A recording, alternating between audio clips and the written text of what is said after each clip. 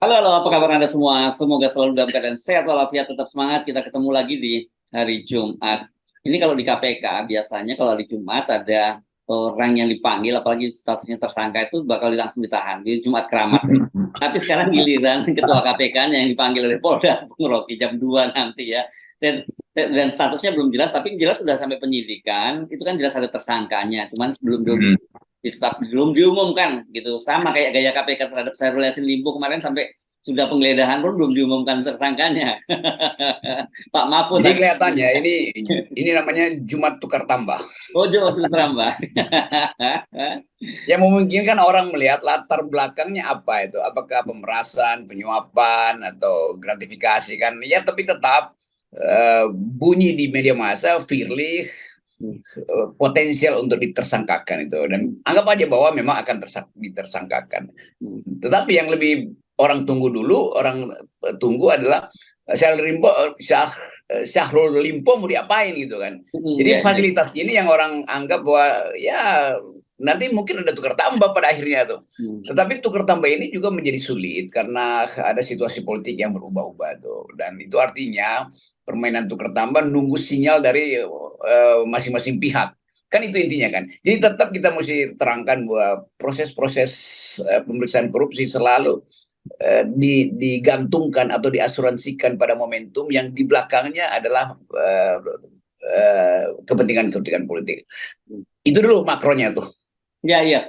Dan kita mesti ingatkan Polda ya, karena kita juga tetap mencatat. Kan sedianya ada dua kasus Firly yang dilaporkan ke Polda. Yang pertama adalah soal pembocoran dokumen waktu itu ya, pembocoran dokumen dokumen penyelidikan di Kementerian ESDM. Kan waktu itu seperti itu, dan Kapolda juga sudah menyatakan waktu itu statusnya sudah naik penyidikan. Jadi tapi sampai sekarang kita juga belum belum dengar, dan jangan sampai Polda juga ketularan KPK gitu, kayak model menyelidiki kasus Syahrul Yassin Limpo kan gitu.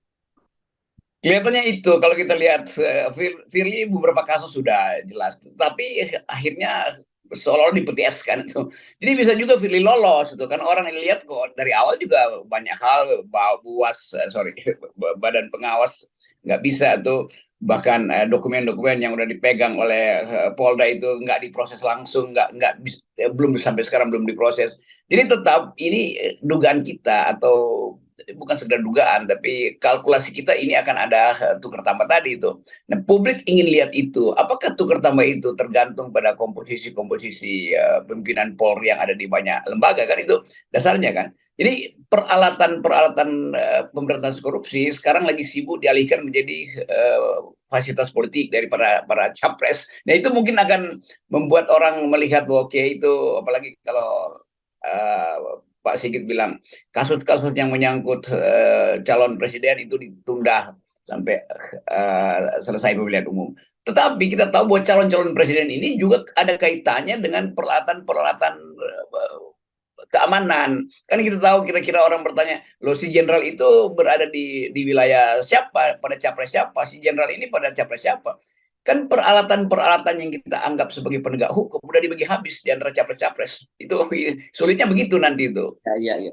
Kan kalau kemarin dengan sudah mendaftarkannya Anies dan Muhaimin ke KPU, artinya sebenarnya dari sisi hukum untuk mencegah mereka untuk maju pilpres sudah nggak bisa lagi lah ya. Ini pasti akan bikin bikin gara-gara aja kalau kemudian tetap dilanjutkan.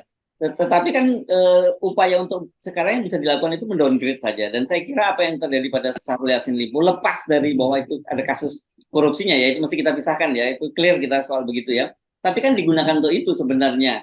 Nah, sekarang ini kelihatannya mulai keteteran KPK, karena kemudian waktu mengumumkan katanya dia bisa jadi apa, ada aliran dana, ternyata memang sampai sekarang juga sulit untuk dibuktikan itu. Kedua, katanya ada cek sampai 2 triliun yang ditemukan di rumah Syahrul Yassin Limpo. Ternyata menurut PPATK itu palsu. Nah, dan sebagainya. Jadi ya orang harus lihat loh, ini KPK memang betul-betul jadi alat kepentingan politik.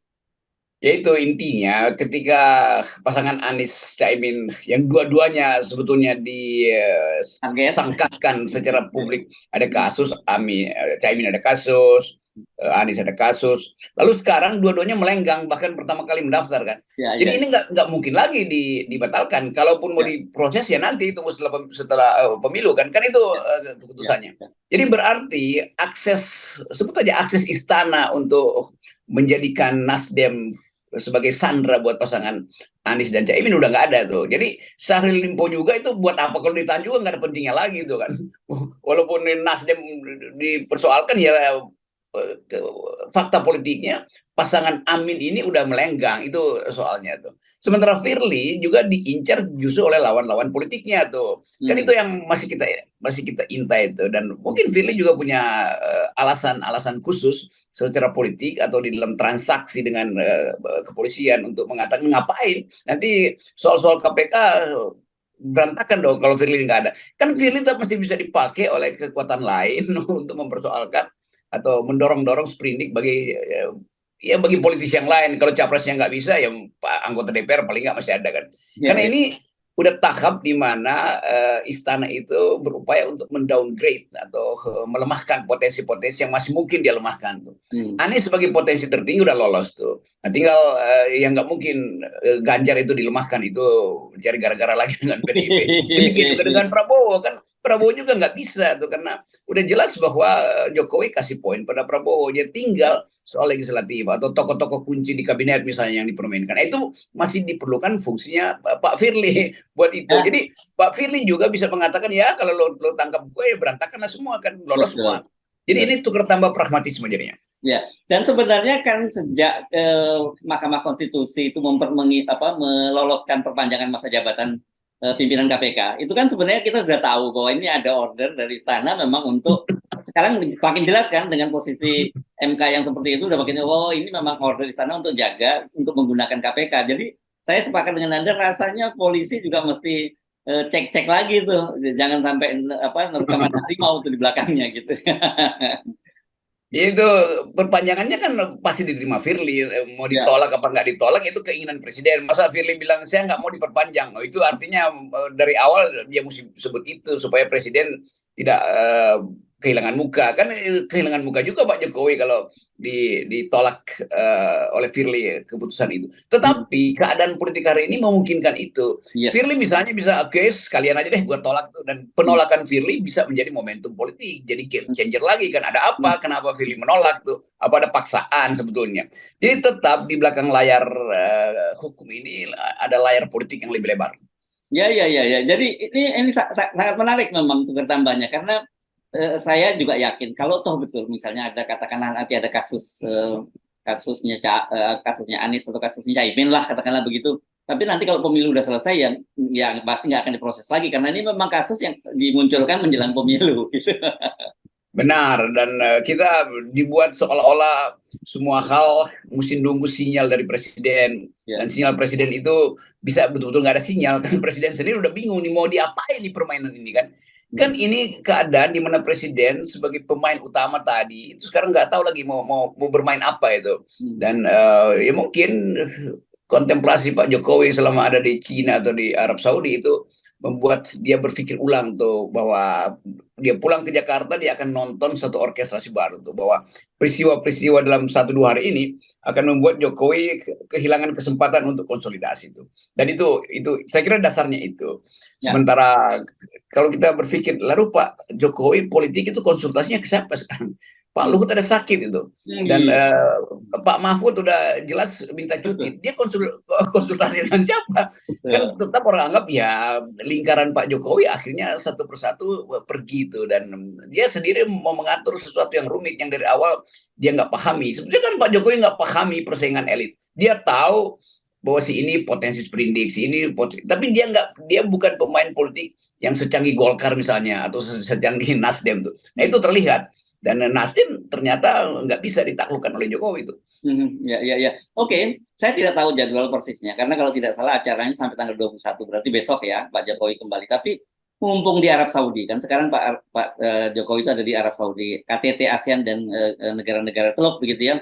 Ya. Baik ditunda sehari datang ke umroh dulu ke Masjidil Haram di sana siapa tahu dapat ilham yang bisa bawa tunjuk yang untuk kebaikan untuk bangsa dan negara ini gitu. Kalau kita lihat perkembangan akhir-akhir ini, terutama isu apakah Gibran jadi Golkar apa enggak, itu mesti ada keputusan dari Jokowi itu. Dan itu Mhm. pasti mesti ada rapat, nggak bisa sekedar main handphone. Jadi saya menduga ini Pak Jokowi akan pulang lebih cepat nih, karena Oh, ada oke, keadaan oke. Ya, yang bagi dia ini to be or not to be itu. Terlambat 1-2 hari, pemain politik akan mengacaukan desain Pak Jokowi. ya. Jadi ya dugaan saya dia akan pulang mungkin hari ini atau dia akan tiba di Jakarta. Ya, oke. Yang soal Gibran nanti kita lanjut. Tapi soal Firly ini saya kira memang Oke.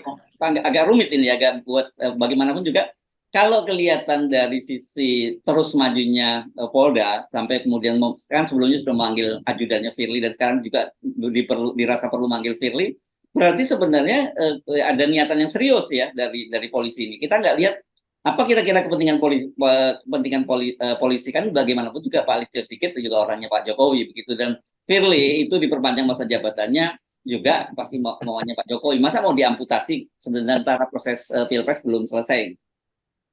Kira-kira itu soal-soal semacam itu yang ya Polda juga merasa oke ini mungkin dipanggil dulu nanti, tapi diampangkan lagi karena nunggu presiden segala. Kan tetap mesti nunggu presiden soal-soal beginian nih. Nggak ada Ya, yang disebut ya ini kami mandiri, nggak mungkin. Karena tetap kita tahu proses terpilihnya Firly seperti apa, kedudukan atau posisi Pak Sigit sekarang itu ada di mana secara politik. Kan itu intinya kan. Jadi permainan-permainan ini di belakang layar kita tahu bahwa ada sinyal. Jadi kalau misalnya polisi Polda mengirim perintah untuk memeriksa Firly hari ini, ya kira-kira sinyalnya apa tuh? Kenapa harus mendahului kedatangan presiden? Kan itu intinya tuh. Jadi permainan-permainan di belakang layar yang saya sebut tadi yang jadi tontonan menarik itu, dan Pak Jokowi sebagai juga pemain politik membaca itu. Sementara dia mesti fokus nih ke anaknya atau ke Firly. Itu dasarnya kan. Apakah Firly akan diam? Pasti Firly udah menyiapkan semacam apa namanya preemptive strike gitu kan. Jadi sebetulnya poin-poin ini yang kita baca secara jelas ketika dijadikan bukan sekedar sandiwara tapi diatur sedemikian rupa sehingga ketegangan antara Firly dan Nasdem itu bisa menjadi alasan Jokowi untuk memutuskan pro Firly atau pro Nasdem misalnya begitu tuh. ya, Dan ya. hal yang sama juga ada pada Pak Kapolri itu, mau ikut asistensi untuk menjelaskan atau asistensi untuk mengaburkan kasus ini. Kan Pak Kapolri bikin tim asistensi waktu itu, dan kita Ya. nggak tahu tuh itu kerjanya buat apa sebetulnya. Ya, ya, ya. Tetapi saya kira ini yang faktor yang mesti kita hitung seperti Anda sebut tadi itu, Pak Jokowi itu kehilangan orang-orang yang bisa ajak konsultasi. Sekarang saya kira nggak mungkin ya dia berkonsultasi dengan Pak Mahfud, walaupun Pak Mahfud menyatakan dia tidak akan mundur, tapi akan mengajukan cuti. Tapi kalau kita simak dari pernyataan Pak Mahfud, ternyata penunjukan dia sebagai calon wakil presiden itu tanpa konsultasi dulu dengan Pak Jokowi, karena Pak Jokowi sedang di luar negeri dan itu mendadak. Dan kata dia cuma mengirim surat baru. Pak Mahfud menyatakan begitu Pak Jokowi kembali dari luar negeri, kesempatan pertama dia ingin menghadap, artinya pamit gitu. Ya kita tahu gelagat Pak Mahfud dari awal kan. Ya memang dia orangnya Jokowi, tapi kita tahu kelakuan politik Mahfud itu, dan saya kira memang dia nggak, ya dia menduga aja bahwa Jokowi pasti dengar-dengar, tapi dia nggak mau nunggu Jokowi. Kan basa-basinya kan mestinya bilang pada Bu Mega, oke tunggu Pak Jokowi ya, toh ini masih tanggal 25 kan.